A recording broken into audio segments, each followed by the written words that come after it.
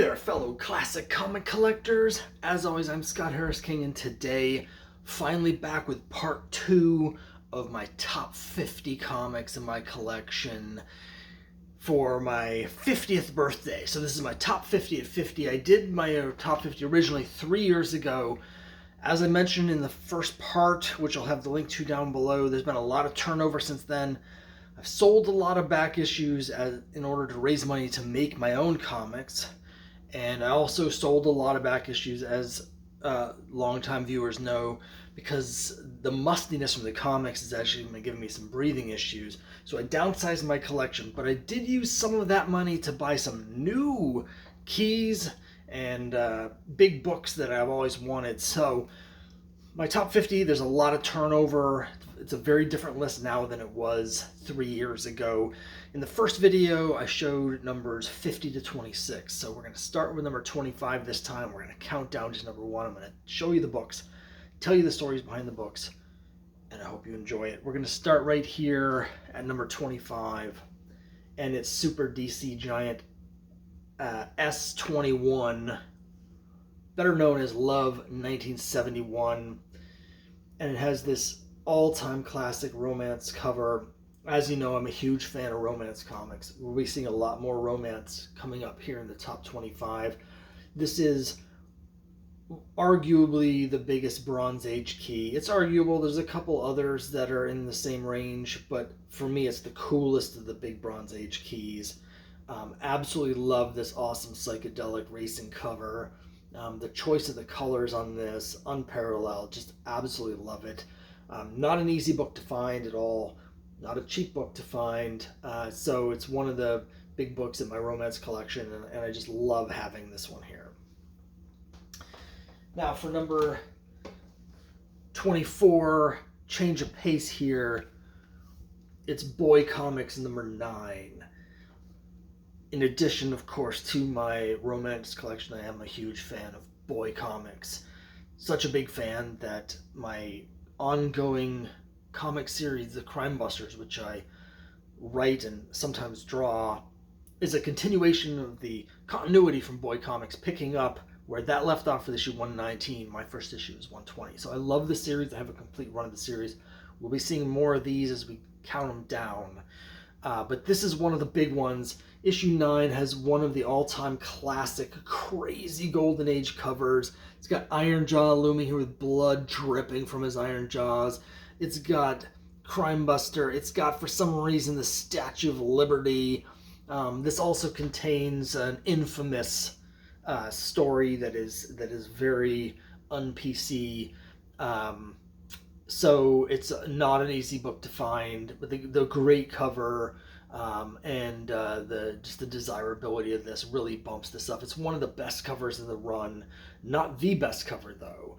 We'll see that in a minute. But for number 24 on my list, Boy Comics, number 9. Number 23, we're zooming through them pretty quick, but don't worry, I've got some longer stories. You know me, I like to talk. And I also love romance comics, yes, but also Archie comics. And here's a big Archie key for me. Life with Archie, number 1, 1958. This series is an underrated gem, ran for 286 issues up until 1991. I have almost a complete run. I think I'm missing about 15 issues still. And this is one of the big keys in the run. Issue number 1, classic Harry Lucy cover. Again, similar to Boy Comics number 9, not the best cover in the run, though, and we will be seeing that coming up in a little bit. But I have a really low-grade copy that I got at an auction. It's got a cut on the cover. You can just see, just from here to here, for some reason there's like a knife slash on it. So, you know, it's low grade. It's like a 2. But it presents really well, and the Harry Lucy art just can't be beat. Number 22 on my top 50 comics in my collection list. As promised, it's the best cover in the series, Boy Comics number 10. It's got this amazing cover by Charles Biro with the black background, Iron Jaw, the Nazi agent. He's opening his coat and swastikas are swarming up to cover the earth, but Crimebuster is hacking them down with a hatchet. So just a great, great cover.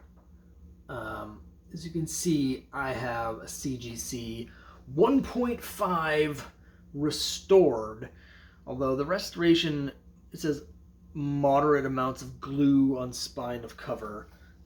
So I don't know, particularly for a golden age classic like this, who cares, honestly? Plus it's a 1.5, right? So like I'm not sure why they even bothered with a restored grade, because I think the grade without the restoration, like if you just, because they'll sometimes grade it as a blue label and just count that the stuff as defects, right? I think this would also still get a 1.5, so I don't really know what difference that makes. It makes no difference to me in my collection. This is a book that I got in a trade. That I got several other books that used to be in my top 50. So I'll talk at some point about books that used to be in my top 50 but that I no longer own. A couple of them are Hero for Hire #1 and Marvel Premiere 15, first appearance of Power Man and Iron Fist.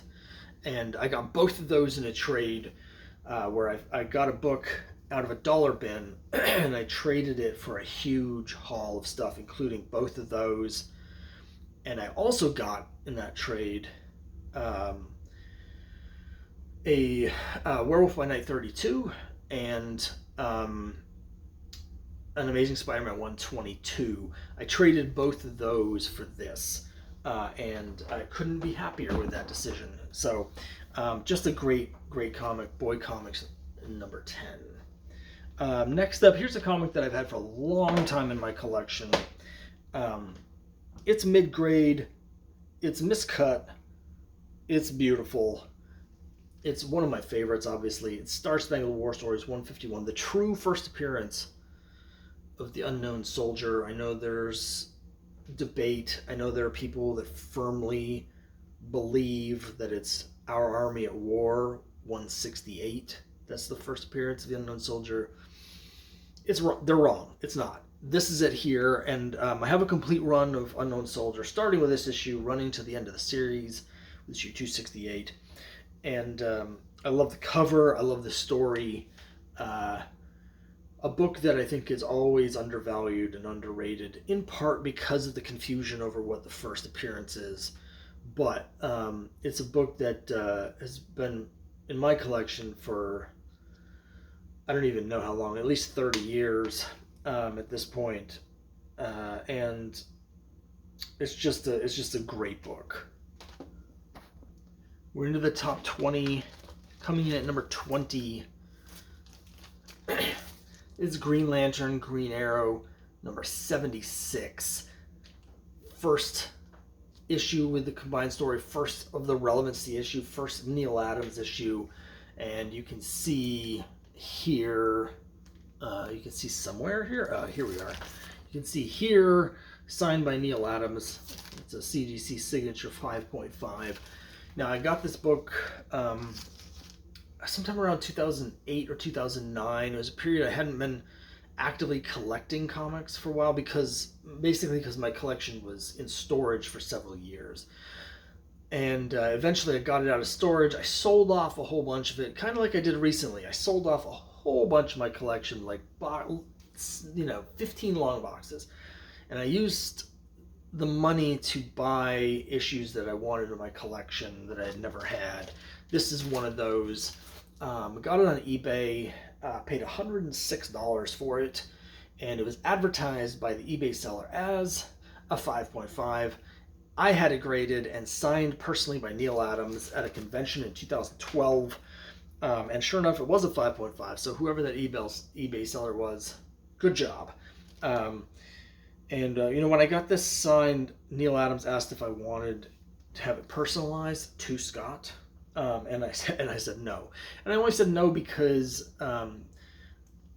this is one of those books that if I ever have to sell my collection, to pay for bills or something, um, I wanted it to maintain that value for that reason. I don't ever intend to do that. But at the same time, I did have him sign my favorite cover of his of Avengers, which is my favorite Avengers cover, which is Avengers 96. And that one is signed to Scott. So he gave me a funny look when I said no, but, what are you going to do? Okay, I promised you romance. You're about to get some of the great romance covers. Here's two of the big Silver Age DC keys. In fact, they're the two biggest back-to-back Silver Age DC romance keys. It's Falling in Love, number 99. Now, it took me quite a while to get this. Hard to pry these out of people's hands because everyone wants to keep it because it has this amazing psychedelic cover by Rick Estrada. My copy, as you can see, it has the original owner's name written here in this woman's hair, and the name is Mary Limmelzak. And it was a very young girl because you can see if you look closely, the Y in Mary is actually written backwards. So I don't mind that sort of thing at all. There's actually a little more writing on it, which you may not have noticed because it's on the man's hair. And it says, he's cute, her too. That's the sort of thing I wouldn't normally want on a cover, especially a classic cover. But honestly, this cover is so busy that you barely even notice it, or don't even notice it at all.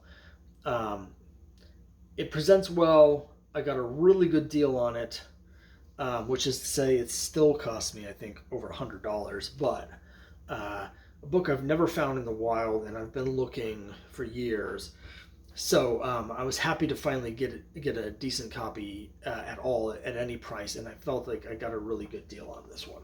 So it's Touch and Go, which is my favorite, but I decided to put this one at number 19 and this one spot above it at number 18. I think some of you know what this is.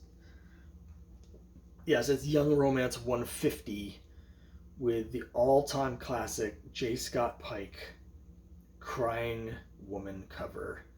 It's iconic.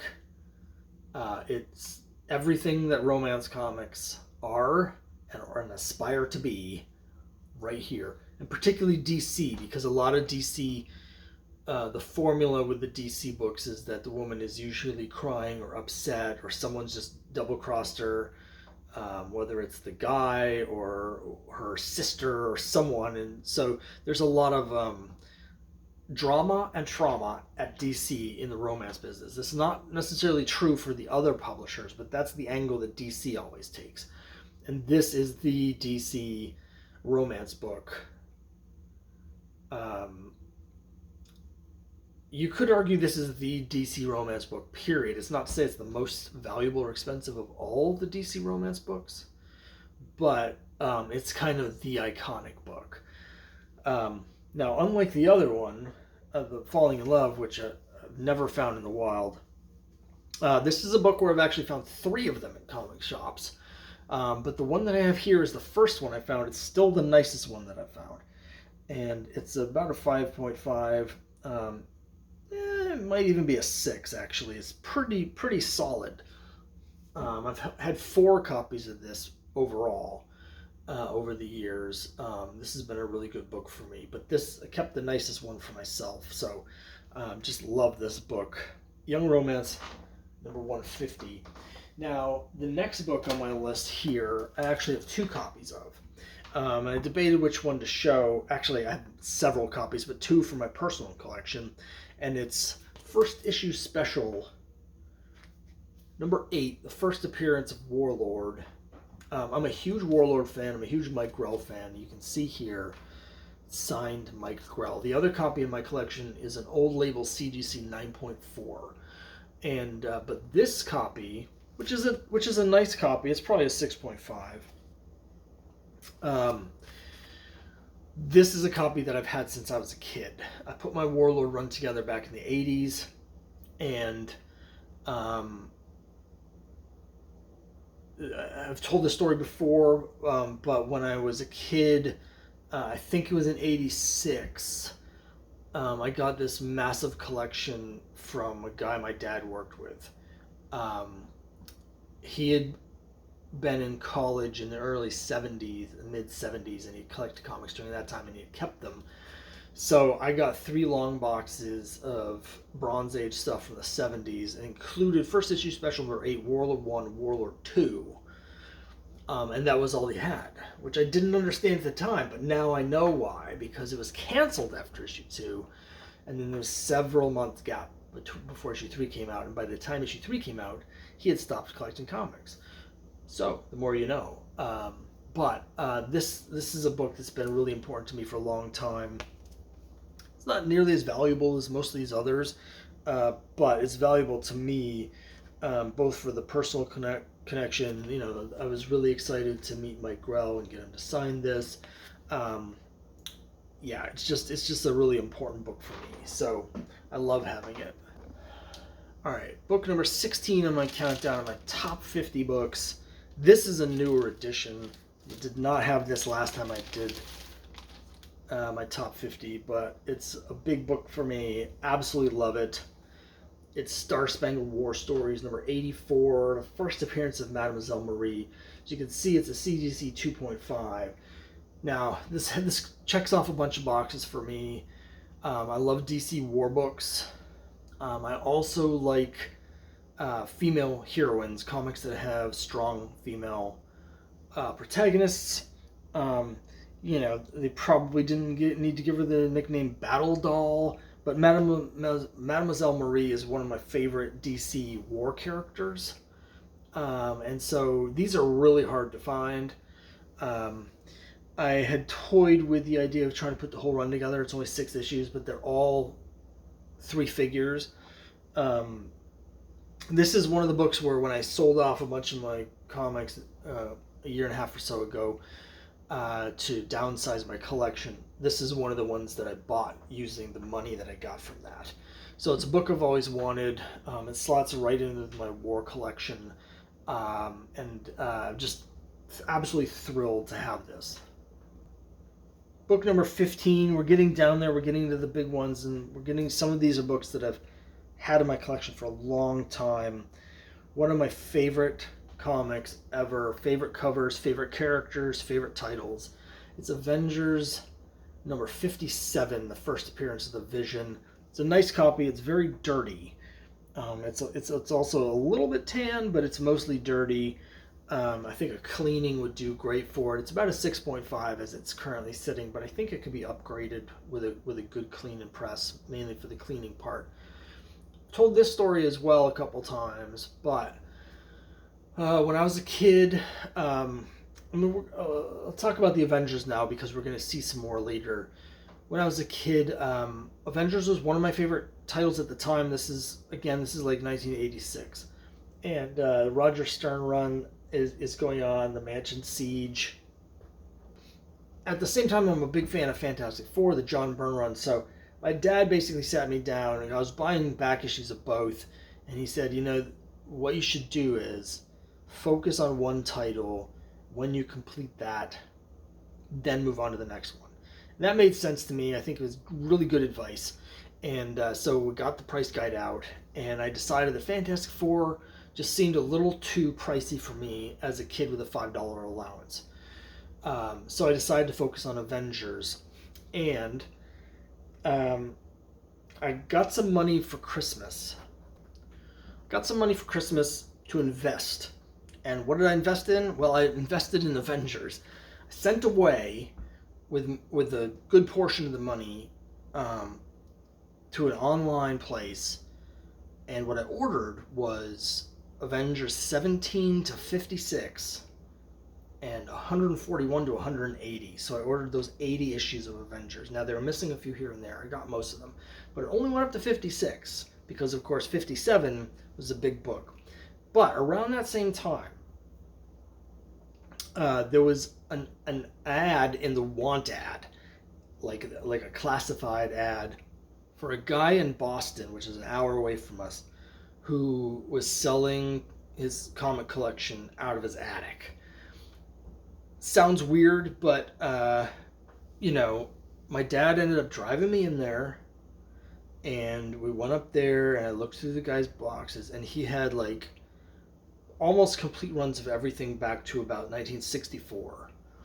And they were dirt cheap, and a lot of the later ones, I say later, but stuff from the later 60s, you get up to like 68, 69, there were books that he had bought off the stands, and they were all in really nice shape. So they were all like 8, 7, 7.5, 8, 8.5, and above. And they were absolutely dirt cheap. And so I bought as many of them as I could. The big gap in my collection was issues 57 to 100. And I bought a lot of them for like $2, $3 each. And one of the books I got, it was the most expensive one. I got 2 books for $10 that day. Avengers 93 and this copy of Avengers 57. They were $10 each. And I also got an Avengers 5 that day, which I think was a little bit less. It might have also been $10, but no more than that. So I got a lot of great stuff that day. But Vision is probably my favorite member of the Avengers. For me, it's Captain America, Hawkeye, and Vision. Those 3 are the Avengers. When I think of Avengers, I think of classic Vision. I just absolutely love Vision. So this is like one of the big books for me. I absolutely love it. So I talked quite a bit about that one, but that's because it like is so important to me. And the next one's also very important to me for sentimental reasons from my childhood. One of the early comics I started getting was ElfQuest. So I started buying ElfQuest when the Epic reprint began in 1985. Read them off of the stands.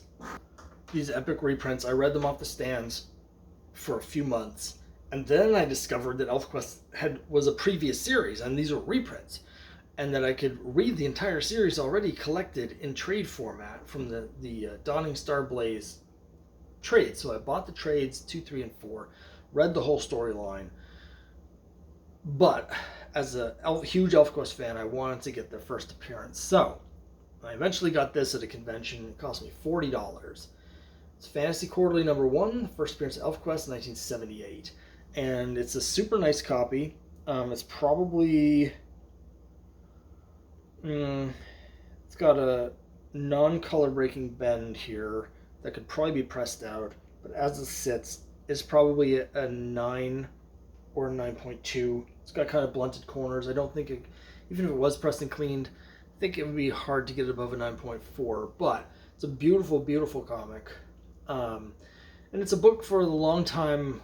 I paid $40 for it in the mid 80s or late 80s, and it was worth about that for like another 25 years. It's only in the last few years that this has really taken off, and one reason is that I couldn't tell you where, but I'm certain that in a letter column somewhere in one of the issues of ElfQuest, I think towards the end of the original magazine run, which I eventually got, the magazines, the black and white ones, somewhere in the letter column there, the Peonies mentioned in the letter column that they had found a whole unopened case of these, uncirculated, and they were selling them through the letter column to people. So sort of like a warehouse find. There was a whole bunch of mint copies that the Peonies sold to fans, and so I think it took a while for the demand to outstrip the supply. But now that we're 45 years on from this coming out,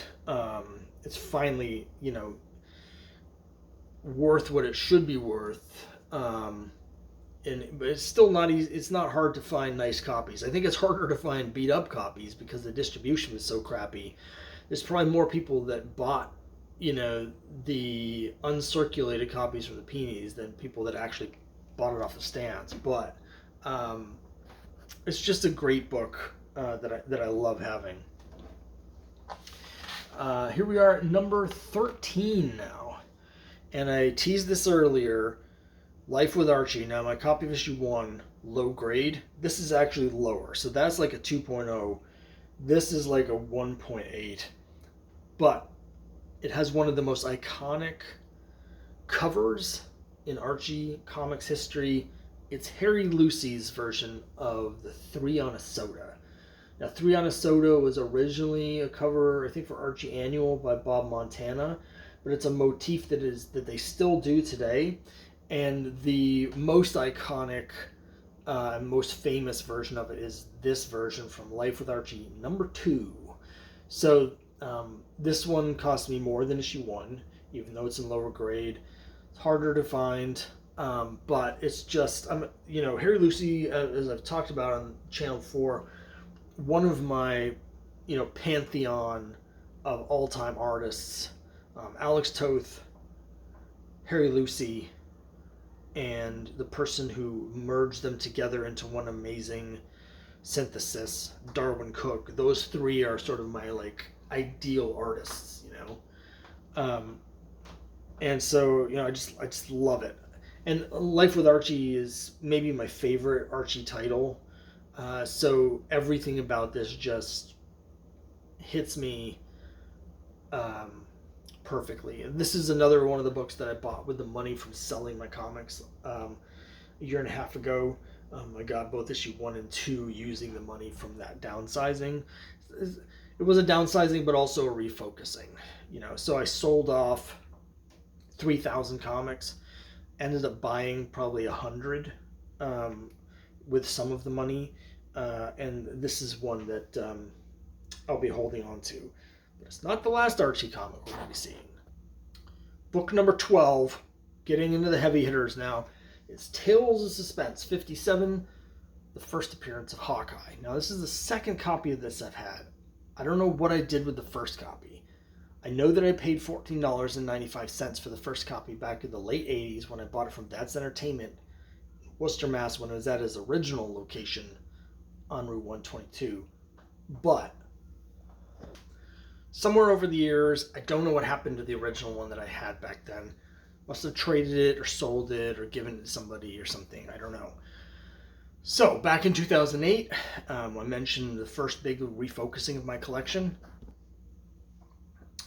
I went to a convention and I brought a bunch of stuff that I no longer cared about in my collection. I went through my collection and I decided, you know what? I'm not collecting X-Men anymore. I collected it for a while. I was trying to put together a run of all the new X-Men, but eventually the series just got crappier and crappier, and I realized I didn't actually like the characters anymore. I didn't like the stories. I didn't care about it. So I brought my X-Men keys to this convention and I traded them away. And one of the things that I traded that day was an X-Men 101. It was about a 9.0, maybe a little bit nicer, but it had some significant interior tanning for some reason on the inside. The cover wasn't tan, but the front page was tan. I don't know. So I'm not really sure what it would have shaken out to be. I traded it straight up for this book here. This was priced at $75. It's about a 5.0. An argument could be made that it's a 4.5 because there's a tear on the back cover, a pretty decent sized tear. But I think it's still a 5. I'm a huge Hawkeye fan. I mentioned that already.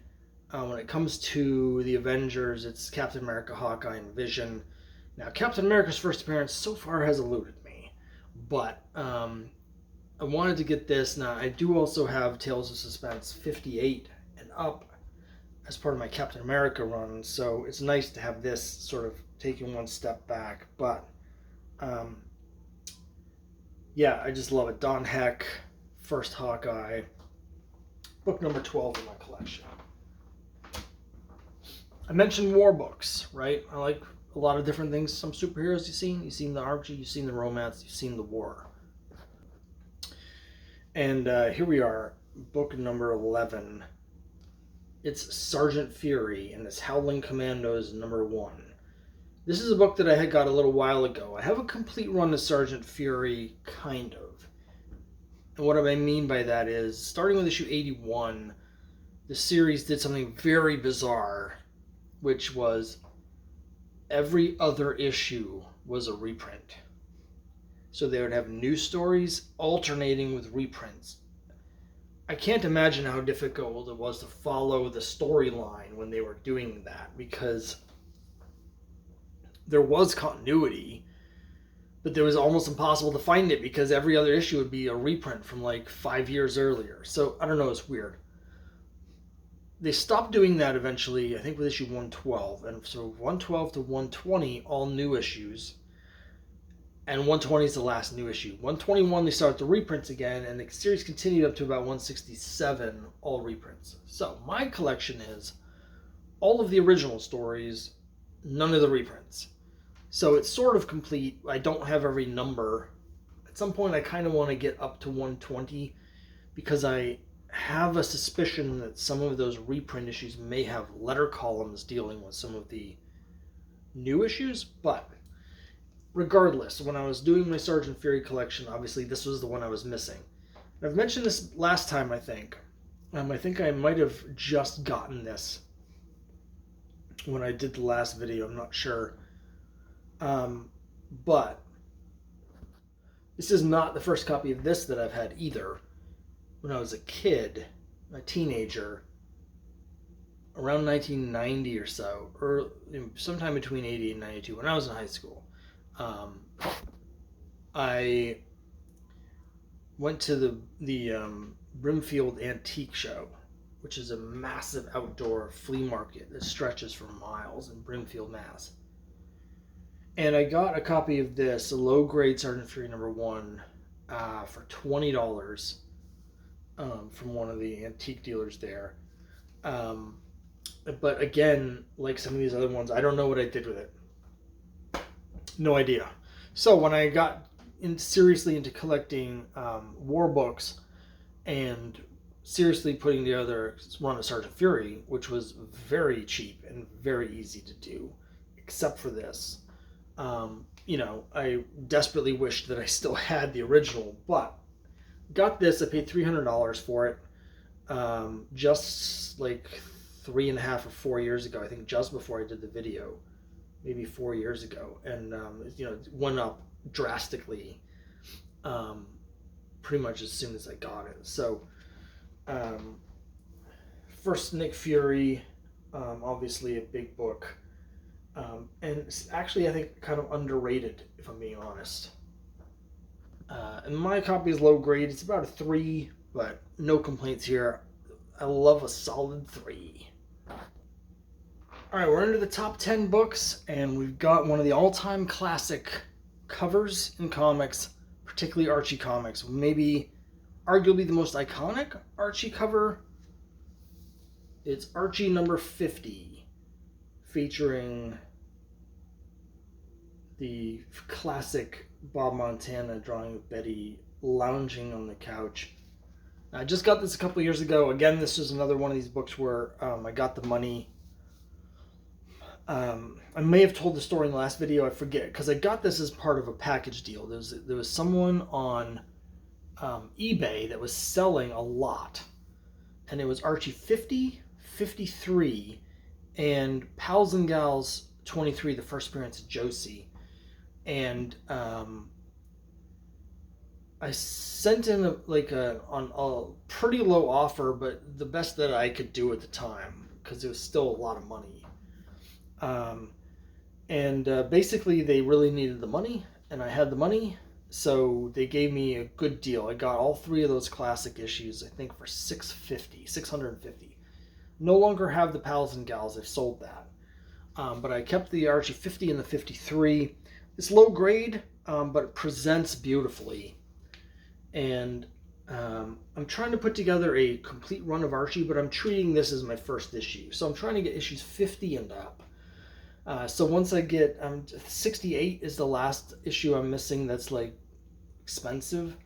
And then it's just a matter of kind of finding them and filling in the issues I'm still missing. But this is, a book that I desperately wanted for my Archie collection. One of the top Archie books around at all, and certainly one of the top ones in my collection, but not actually the top book on my list of top 10, because at number 9, my favorite character in Archie comics, it's Jughead #1. 1949, first issue of Jughead. Now, I'm also working on a complete run of Jughead. I have issues 84 and up. So that's issues 84 to 352. And then when the series ended, they started over with issue 1. They renumbered it. That ran to issue 214. And then they did another series that ran for 16 more issues. So essentially I have about 400, I think I counted this recently, 499 straight issues of Jughead, beginning with issue 84. I have a number of the ones before 84, but obviously issue 1 is the big one. Now, this comic is really beat up. It's got a tear through the spine, and the spine is basically broken, like in multiple places. So if you hold the comic, it doesn't stand up, it'll just flop over. It's just like, it's really rough. But it is complete. I've read it. It's not just the first issue of Jughead, it's also got a key first appearance. It's the first appearance of Moose. For Archie fans. And so, you know, Jughead is by far my favorite character in Archie comics. So, I got a super deal on this, though, because it's so beat up. I don't know. And because I just got incredibly lucky. I got it on eBay apparently from the original owner. There was someone that was basically saying they were helping a friend of theirs who was in their 80s sell off their original owner collection. That person, whatever, didn't know how to use eBay. I don't know. Don't remember the whole story. But the upshot is that I only paid $22 for this. Now, this is a book that even at the time, even in this grade, it's a 3-figure book for sure. Even as trashed as this is, as beat up and floppy, it is complete. So, I mean, I think it's got to be a $200 book or more. Even as bad as it is, and it looks great in the Mylar. So I don't know what happened with that sale, but somehow I ended up getting it for $22. No one else bid for it. So I mean, I was over the moon to get it, and I'm still over the moon to have it. So getting down to some of the issues that have a lot of personal meaning to me. Here's one here. It's All-Star Western number 10. Now, I'm a huge fan of Jonah Hex. As you know, I like my genre books. I have a complete run of Jonah Hex. I have a complete run of the Jonah Hex issues of Weird Western. This is another book that I got from That's Entertainment in the late 80s before it moved to its current location.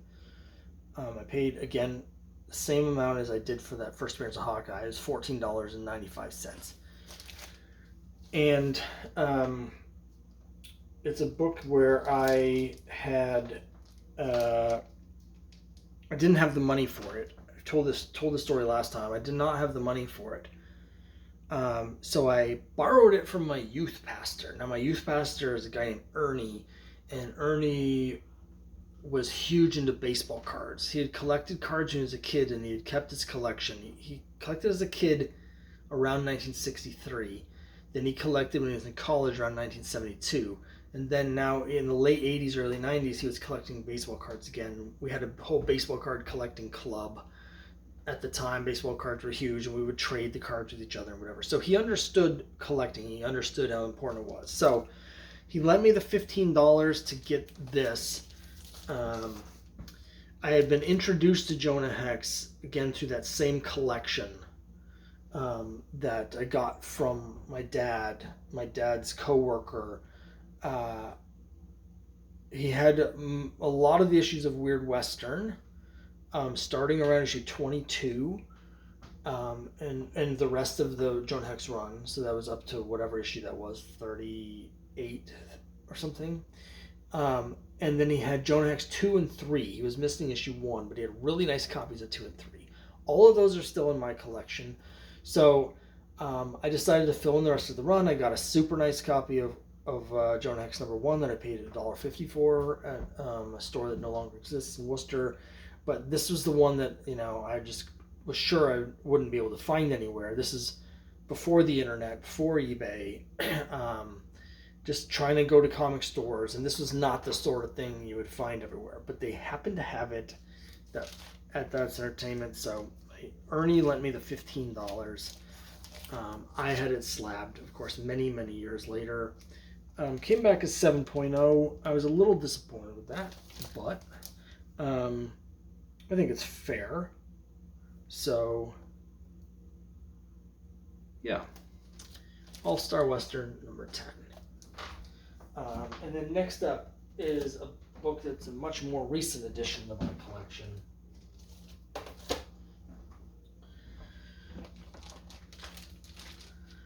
But it's one of the big ones, an all-time classic. It's a Young Romance number 1. Now, those of you who've been watching the channel for a while will remember when I got this. Young Romance number 1. Again, used the money from my reconfiguring my collection about a year and a half ago. And as part of that, I actually had to downsize my romance collection. I had been on this impossible quest. I was going to try and put together complete runs of all big 7 DC titles. That's over 900 issues of romance comics, because all 7 of the DC romance titles ran for over 100 issues. And I just had to sell a lot of them off because they're so musty. Even the ones I kept, even though I kept less than half of my romance collection, and it's still so musty that it causes me problems. So there may be more downsizing at some point in my future, but I decided what I would do instead of collecting all of them is I would just collect the keys, of which there aren't very many, but also, you know, the covers that I like and the specific stories that I wanted. And I decided I was going to try and get the first issue of all 7, which I have. And this was the last one. Young Romance number 1, Simon and Kirby, 1947. This is the first romance comic ever made. And it was so popular overnight that immediately every company was putting out romance books. Like literally overnight, they saw the sales figures for this first issue. And every company was doing romance as fast as they could possibly get it out the door. Massive, massive hit. And as you can see, it's a CGC 2.0. It's got some damage on its spine, blah, blah, blah. It does have name on the front. It says 2 names. It says Arlene and Alice. And the notation says first romance comic book. So I got this in an auction. After the auction fees and shipping, it was $450. And that was a lot of money. But again, I had the money because I just sold so many of my comics. It was significantly less money than I was bidding on it. I was willing to go to the mattresses for this one. So I was thrilled to get this, and it's one of the cornerstones of my collection. It's like, of my romance collection, this is the cornerstone of all of it. Book number 6, a book that I've showed a number of times because it has an interesting story. It's Action Comics 252, the first appearance of Supergirl.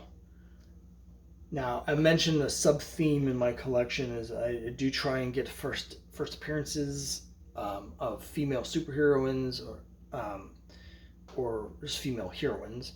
Supergirl in particular, I find a lot more interesting than Superman, and I have basically a full run of the Supergirl solo stories from her first appearance up to Crisis. Now, with an asterisk, which is that I had some of her solo backup stories because she appeared in Action Comics sporadically and a couple times in Adventure, but mostly she had backups here and there in Action Comics. And pretty regularly, but not every issue. Anyway, those I had some of, but not all of. And what I ended up doing was I sold that part of my Action Comics collection off when I was downsizing. I used the money to buy the omnibuses. So her Action Comics appearances have an omnibus form. Once she got her solo series, her own solo title in Adventure, starting Adventure 381. Underrated series that ran for 44 issues of Supergirl. I have everything from that on in comic book form. So I've got that complete run of Adventure, the 10 issues of Supergirl that came after it. So she actually had her own series for 54 issues. It's strange, though, as soon as they gave her own title and stopped calling it Adventure and just started calling it Supergirl, it got canceled in like 9 months. It's weird to me. But then it was rolled into Superman Family, which was a 100-page giant, and later it was a little bit smaller. Anyway, it was a giant series, and so that series actually continued from issue 164 to 222, and that was canceled to make room for the new Supergirl title, which ran for another 24 issues. So it's weird that she only had her own title, for 10 issues here and 20 some there, but in between she had her own title that is sort of hidden in these other books that ran for over 100 issues. Sorry, I'm just rambling here, but I have all of those. But this is the one that I really wanted. And a number of years ago, I was at the comic book store, not sure quite how long ago, 10 years ago maybe? I was at my comic shop, That's Entertainment again, and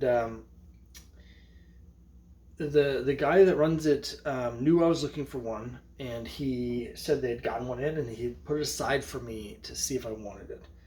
So I took a look at it. It's low grade. It's about a 2.5. It's solid, maybe close to a 3. It does have an amateur tear seal. There's a tiny tear here. That has a tear seal on the inside.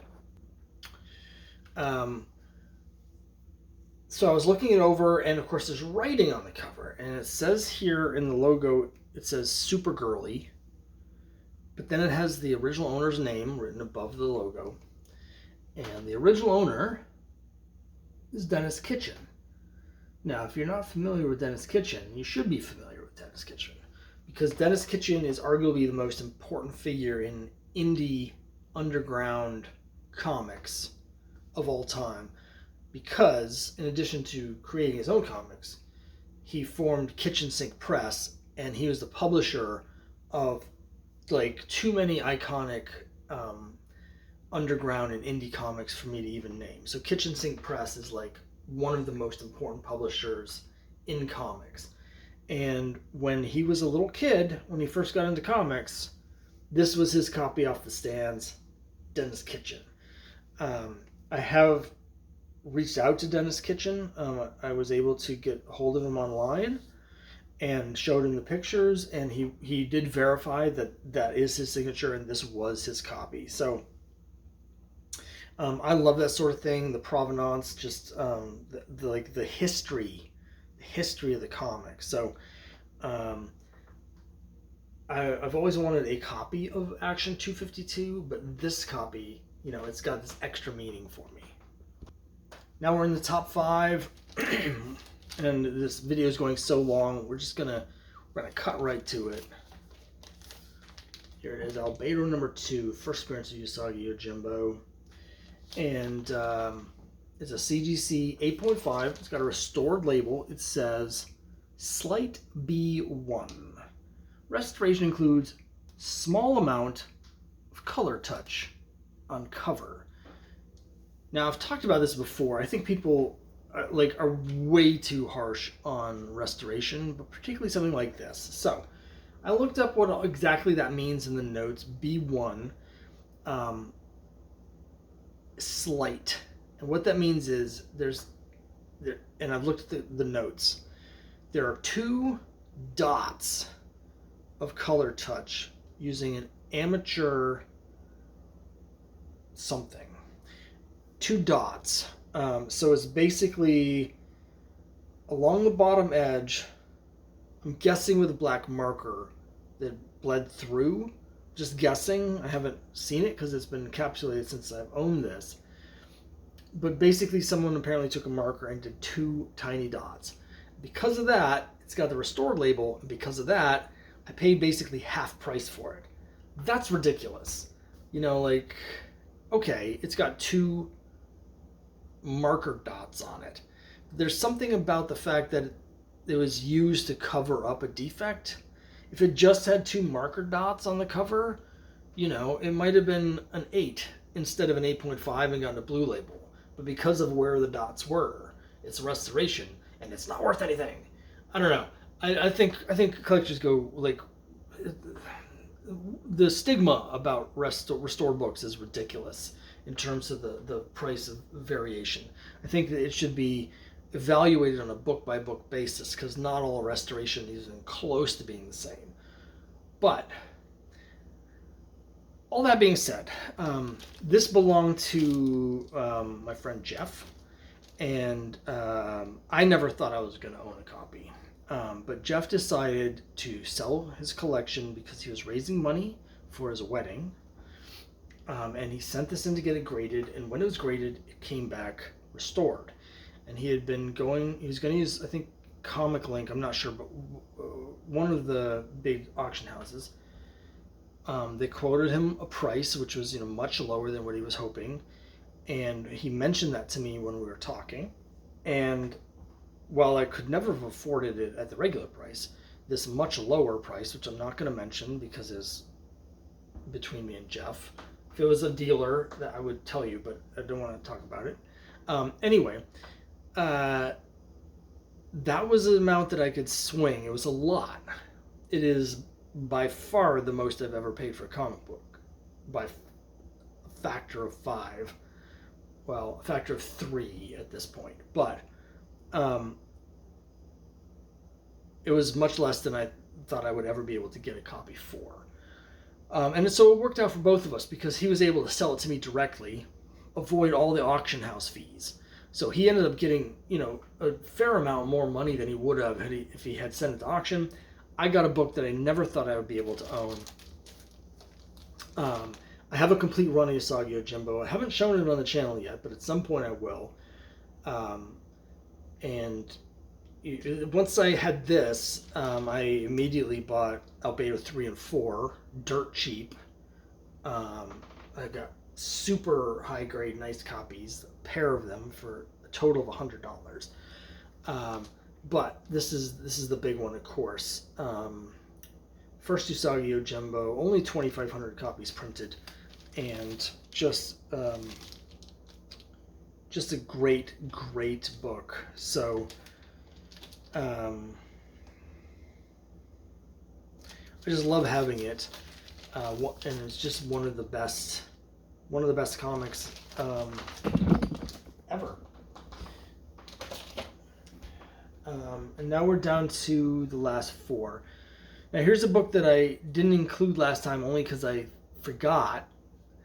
I went through all of my big bins with all of at my secret location where I keep all my valuable comics. Picked out all the big books for my top list, but I forgot that one of my top books isn't worth anything at all, except to me. So book number 4, here it is. It's Gru the Wanderer, number 1. Now you can see I've got it signed on the cover here. It's signed here by Stan Sakai, and here by Sergio Aragonés, who has also drawn a Gru face here for me. You can also see the condition is bad. That's because this is the copy that I bought off the stands, cover dated March 1985, which means I would have bought this probably in December of 1984, the first year I started buying comics. So this is right the very, very beginning of me buying comic books.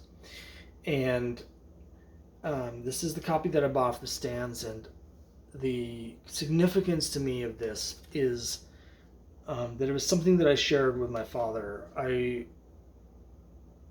He had read comics in the 60s. When he was in Vietnam, he read comics. And he always encouraged my collecting. He, wasn't a very demonstrative father, but he would give me his time. And so he would drive me all over the place to buy comic books. That's what we did. But this is the one that he read. So every time I would get an issue of Gru, he thought it was hilarious. So every time I would get an issue of Gru, I would read it, and then I'd give it to my dad, and he would read it. And we did that for the entire series. I bought all 120 issues off the stands. I don't have the rest of them anymore.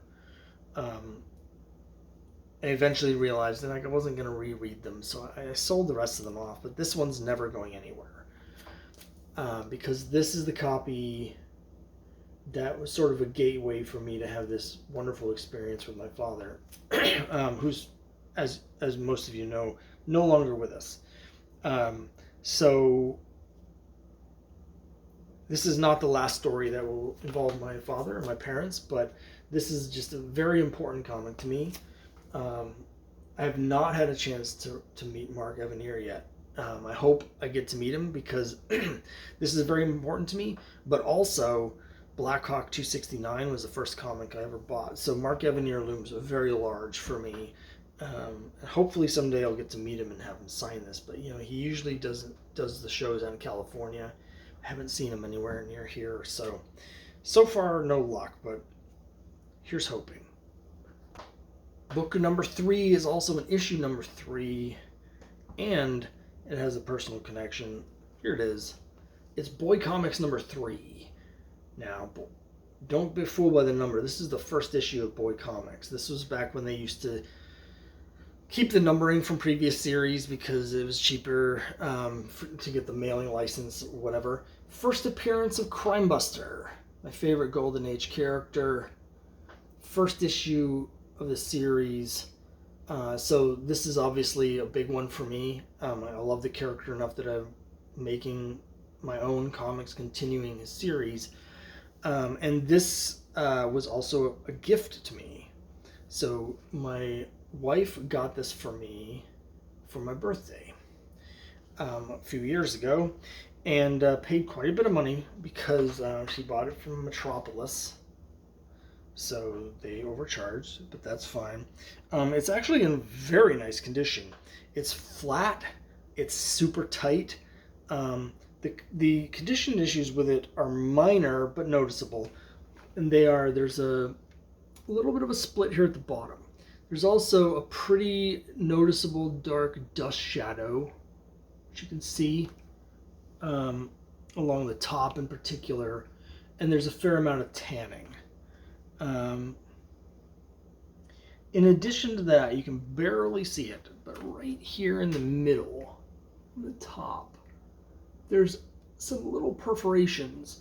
And eventually what we figured out was that was from a clip, a metal clip. What they used to do at the newsstands at the time is they'd hang a wire, and then they'd clip the comics on with these metal clips, and they would hang above the guy's head in a row.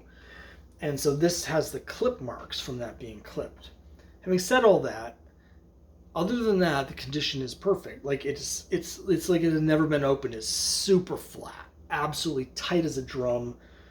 No creases, no nothing. Just a little spine split, little thing there, and then the dust shadow.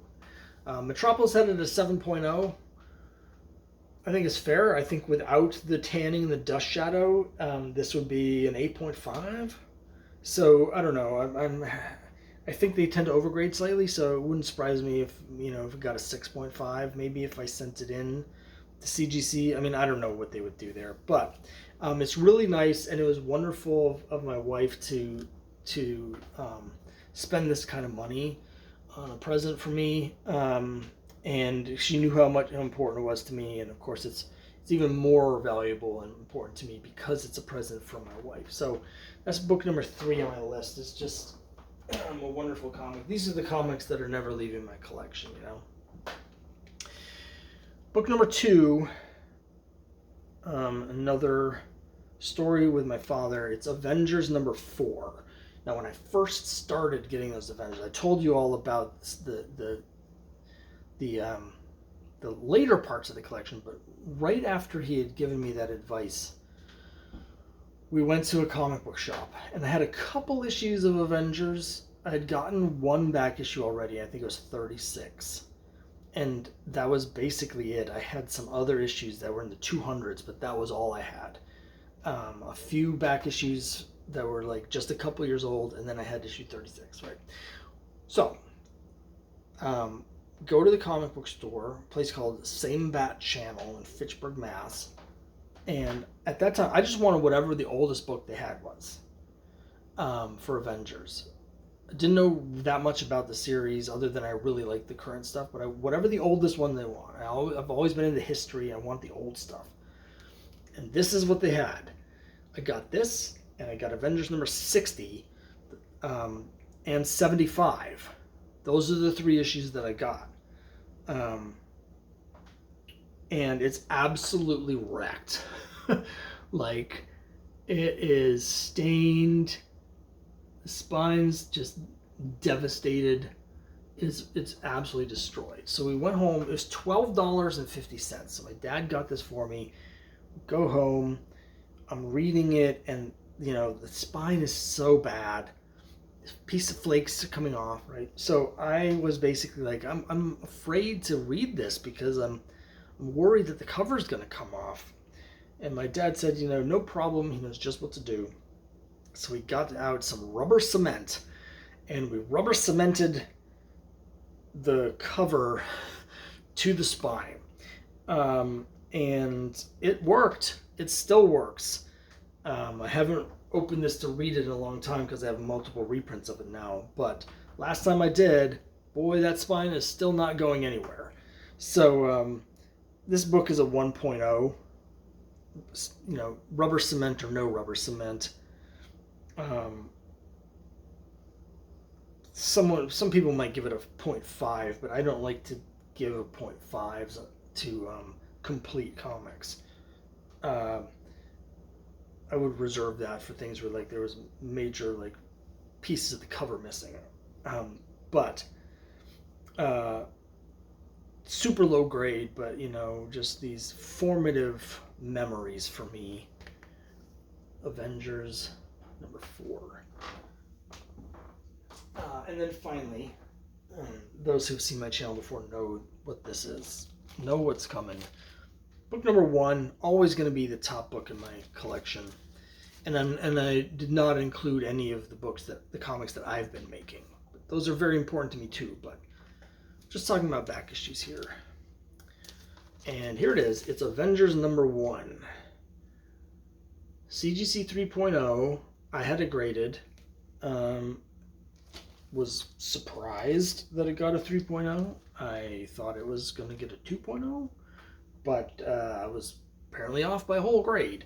So, Avengers 3.0, and it's got notation on it here. It says, Stan Lee, written on interior cover in pen. Now, that does mean that I cannot see the Stan Lee signature because it's encapsulated, but I do have a photo of it that I took before I sent it in, so I can look at that anytime I want. The story behind this is 1987, I was turning 14, and my dad had been talking about getting a car. His brother, my uncle Dwayne, had a lead on a 1951 Kaiser something or other. It was a 1951 Kaiser, some kind of Kaiser car. I don't know. It was an old car, and it was an absolute junk heap. But the idea was we were going to get it, if I wanted to, get it, and my dad and I would restore it together. My dad was a mechanic.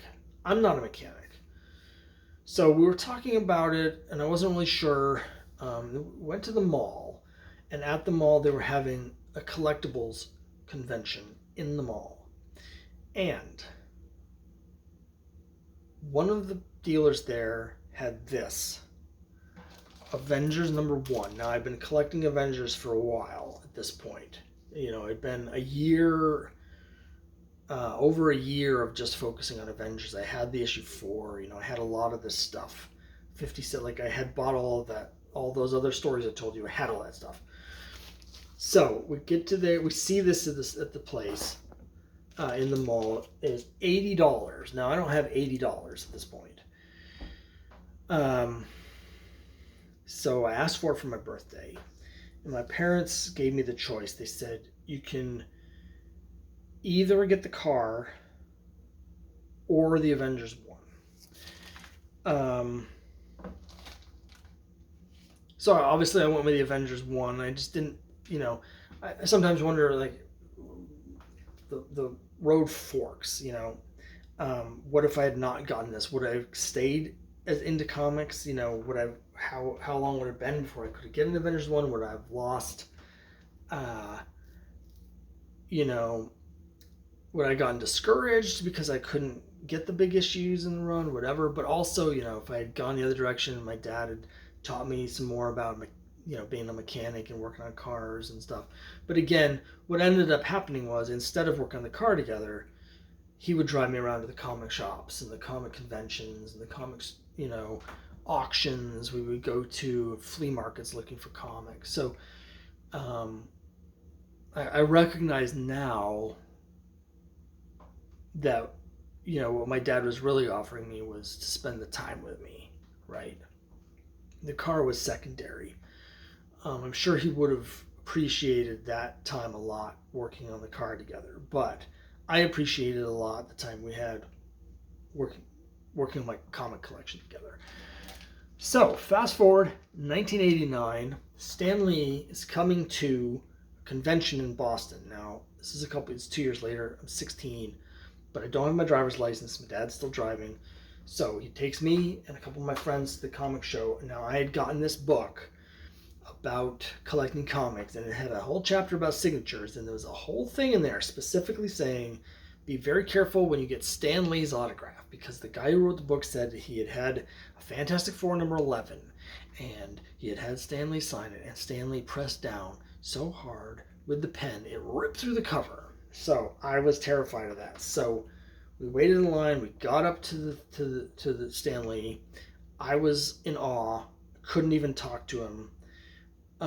Just put the comic out, but I opened it up so we could sign the front page and not the cover, right? And what does he do? He turns and he signs on the inside of the front cover. And I was just terrified that he was going to rip through the front cover, particularly since it's like there's nothing behind it but the table, like, but he didn't. So I, you know, again, I was too nervous and in awe to say anything really to him other than thank you, Mr. Lee, or whatever. But got my Avengers number 1 signed by Stan Lee. Treasured memento. Like, it was great, you know, memories of meeting Stan Lee, of just the whole experience. Fast forward again to 2009. 2009, I was out of work and I decided to start a comic book blog that's sort of the precursor to this YouTube channel in some ways. And I was trying to think of something to do to, you know, something I could do to sort of be interesting and different.